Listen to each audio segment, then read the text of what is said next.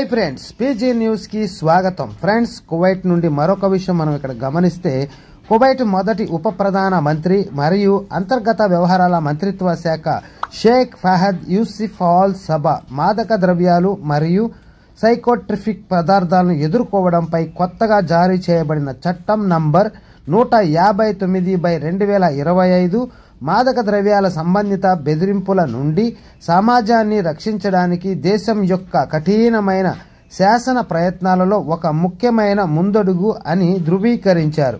ఆదివారం విడుదల చేసిన ఒక ప్రకటనలో షేక్ ఫహద్ మాదక ద్రవ్యాలకు వ్యతిరేకంగా రాజీ లేని పోరాటంలో అంతర్గత వ్యవహారాల మంత్రిత్వ శాఖ దృఢంగా ఉందని, సమాజ భద్రతకు హాని కలిగించే దేని పట్లనైనా సునాసహనంగా విధానాన్ని కొనసాగిస్తుందని నొక్కి చెప్పారు.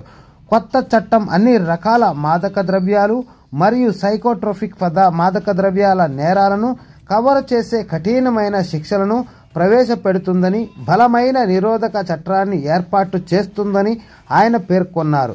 దిగుమతి, తయారు, అక్రమ రవాణా, పంపిణీ లేదా సాగుకు సంబంధించిన నేరాలకు 2 మిలియన్ల దినార్లు అనగా USD అమెరికా డాలర్లు వచ్చి 6.6 మిలియన్ల వరకు జరిమానాలతో పాటు శిక్షల్లో మరణశిక్ష లేదా జీవిత ఖైదు కూడా ఉండవచ్చని ఈ చట్టం మాదక ద్రవ్యాల ప్రచారం, అమ్మకం, కొనుగోలు, మధ్యవర్తిత్వం, మైనర్లను దోపిడీ చేయడం మరియు చికిత్స మరియు పునరావాస కేంద్రాలు, విద్యా సంస్థలు, క్రీడా సౌకర్యాలు మరియు జైళ్లలో మాదక ద్రవ్యాలను సంబంధిత కార్యకలాపాలకు శిక్షలను కఠినతరం చేస్తుంది.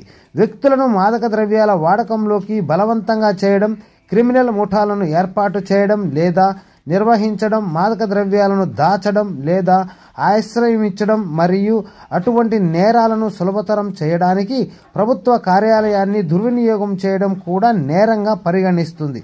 ఇటీవలి సంవత్సరాలలో కువైట్లో అనేక పెద్ద మాదక ద్రవ్యాల స్వాధీనం జరిగిందని మరియు అనేక స్మగ్లింగ్ ప్రయత్నాలను విజయవంతంగా అడ్డుకున్నామని షేక్ ఫహద్ హైలైట్ చేశారు.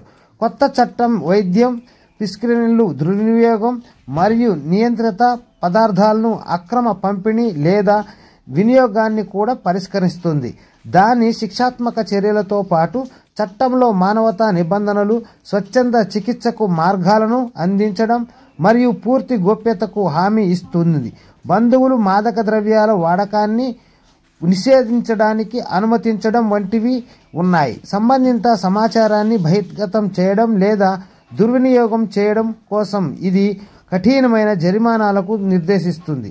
కొత్త చట్టం దాని జరిమానాలను మరియు వివిధ మీడియా ప్లాట్ఫామ్ల ద్వారా అందుబాటులో ఉన్న చికిత్సా ఎంపికలపై ప్రజలకు అవగాహన కల్పించే లక్ష్యంతో general department of public relations and security media protects the homeland పేరుతో దేశవ్యాప్తంగా అవగాహన ప్రచారాన్ని ప్రారంభించనుంది. అధికారిక గెజిట్లో ప్రచురించబడిన 14 రోజుల తర్వాత ఈ చట్టం అమలులోకి వస్తుందని, దీని వలన ప్రజలకు దాని నిబంధనలను సమీక్షించడానికి సమయం లభిస్తుందని మరియు సంబంధిత అధికారులు అమలు విధానాలను ఖరారు చేయడానికి వీలు కల్పిస్తుందని మంత్రి పేర్కొన్నారు. జాతీయ లేదా సామాజిక భద్రతకు ముప్పు కలిగించే ఏ చర్య పట్ల అంతర్గత వ్యవహారాల మంత్రిత్వ శాఖ ఎటువంటి దయ చూపదని పునరుద్ఘాటిస్తూ ఈ సవాలును ఎదుర్కోవడంలో ముఖ్యమైన భాగస్వామ్యం బాధ్యతగా బలమైన సమాజం సహకారం కోసం పిలుపునిచ్చాడు. Don't forget to subscribe, like, share. Thanks for watching.